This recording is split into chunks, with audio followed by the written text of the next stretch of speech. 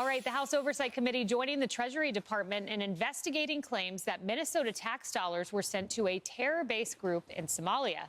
And even the Washington Post is calling out Governor Tim Walz for his role in the scandal. Quote, the governor is not helping himself by refusing to take responsibility for the welfare fraud that happened in plain sight during the pandemic. Fox News contributor and George Washington University law professor Jonathan Turley joins us now. Professor Turley, when I look at this story, I see quotes from the defense team here that's defending some of these individuals. No one was doing anything about the red flags. And so how does this happen? Going back to 2022, there were prosecutions for this scheme, and we're just now learning about it?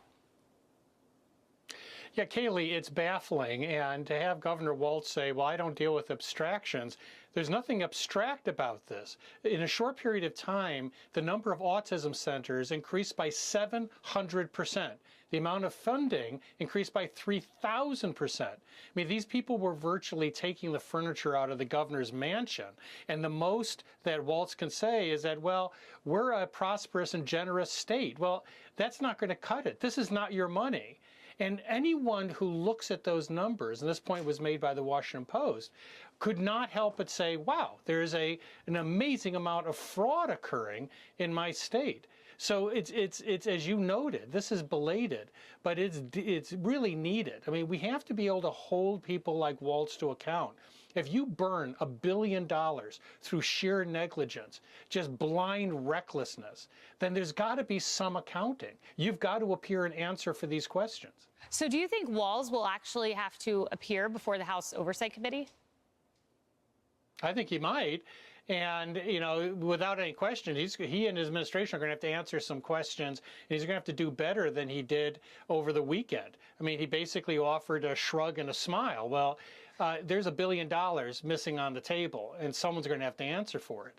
Yeah, taxpayer dollars potentially to terrorists. It's crazy. There's also this story, Professor Turley. There's a judge who blocked ICE from making warrantless arrests in D.C. without a flight risk proof. And that comes as California is launching a new online portal to report misconduct by the feds. You know, I want to start with the first one. This is what Judge Beryl Howe ruled. Defendant's systemic failure to apply the probable cause standard, including the failure to consider escape risk, directly violates the clear statutory requirements under the INA, that's the Immigration and Nationality Act, and DHS's implementing regulations. Is this merited? It seems like it puts handcuffs on ICE. It does put handcuffs on ICE, and this really captures the problem that they're facing. The Biden administration opened up the southern border and let millions of people through. And people like Mayorkas said, well, we're doing everything we can. We now know that was a lie because the Trump administration shut down the southern border within weeks using the same authority Mayorkas and Biden had. But once these millions were in the country, you have many in Congress that said, well, we don't want to make it any easier to remove them. And so what ICE is looking at and what the administration is looking at are, you know, millions of people that they would now be required to get individual warrants for. And that would just reduce this to a slow crawl when they're trying to gain some ground back of what was lost during the Biden administration. Really, the Supreme Court's going to have to look at these standards. The administration is saying we should only have to show reasonable suspicion that someone's in this country illegally, and we believe these people are flight risks.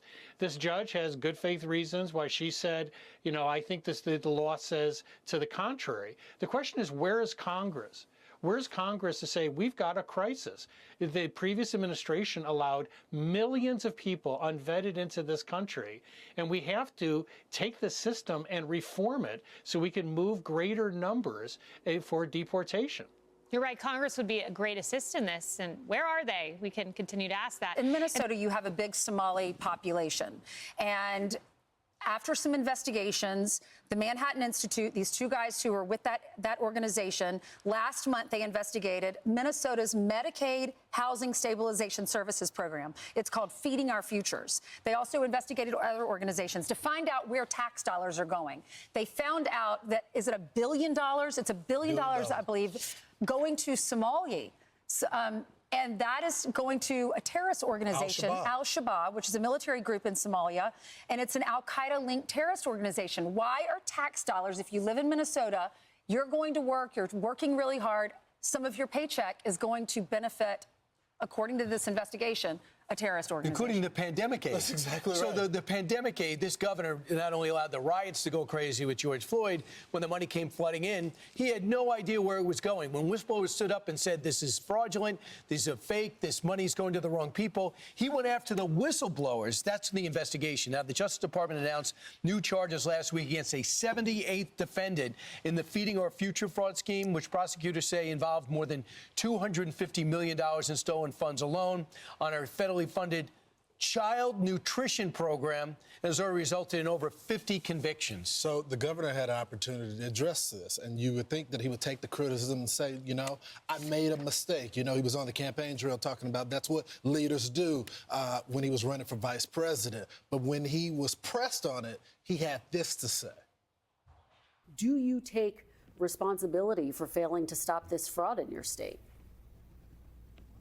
Well, certainly I take responsibility for putting people in jail. Governors don't get to just talk theoretically. We have to solve problems. And I will note, it's not just Somalis. Minnesota is a generous state. Minnesota is a prosperous state, a well-run state. We're AAA bond rated, but that attracts criminals. Those people are going to jail. We're doing everything we can. But to demonize an entire community on the actions of a few, it's lazy. But that's Donald Trump.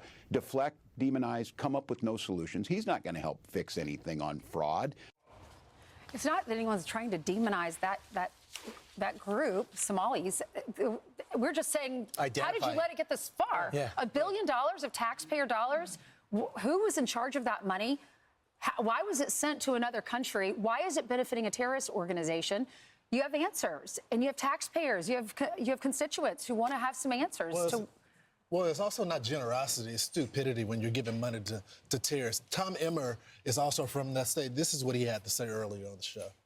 You've got housing fraud, you've got daycare fraud, you've got 80 autism centers under investigation, all of this under Tim Walz's watch. And his response? God bless President Trump for actually saying something about this and calling it out. Al-Shabaab controls all the financial infrastructure in Somalia. This money has gone back to Somalia. Ergo, common sense would tell you that millions of dollars, taxpayer dollars from Minnesotans, has gone to terrorists known as Al-Shabaab in Somalia. This is an awful situation. Tim Walz should be held accountable, and somebody in his administration, I'm just going to leave you with this, over $1 billion, Lawrence, you can't tell me that that's just negligent oversight. Someone is complicit. I agree. There's something here. The investigation, I hope, is just beginning. I want those whistleblowers, the ones who were prosecuted.